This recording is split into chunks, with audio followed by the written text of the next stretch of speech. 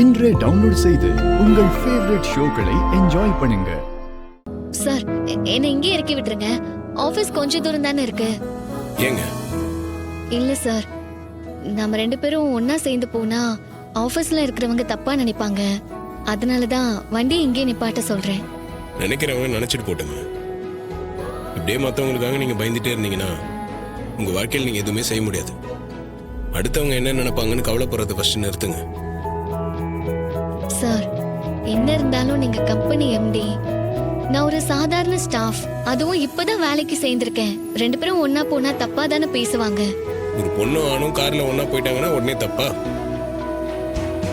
நம்ம மனசுக்கு எது நியாயம் படுதோ அதை செஞ்சுட்டு போயிட்டே இருக்கணுங்க. அடுத்தவன் என்ன நினைப்பான்றத பத்திலாம் யோசிச்சுட்டு இருக்க கூடாது.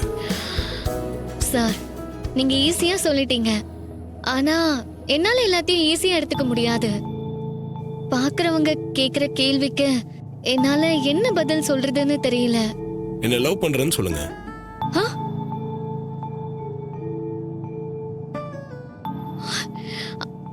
சார், நீங்க என்ன சொல்றீங்க?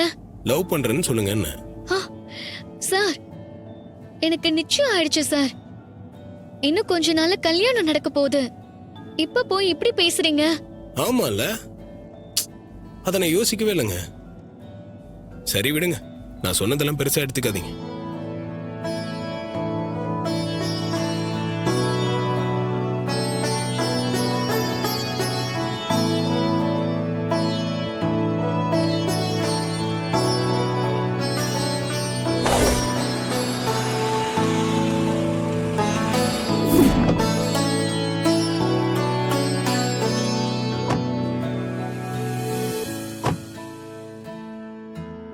என்னங்க சார், நான் தான் சொன்னேன்ல, செக்யூரிட்டி எப்படி பாக்குறாரு பாருங்க.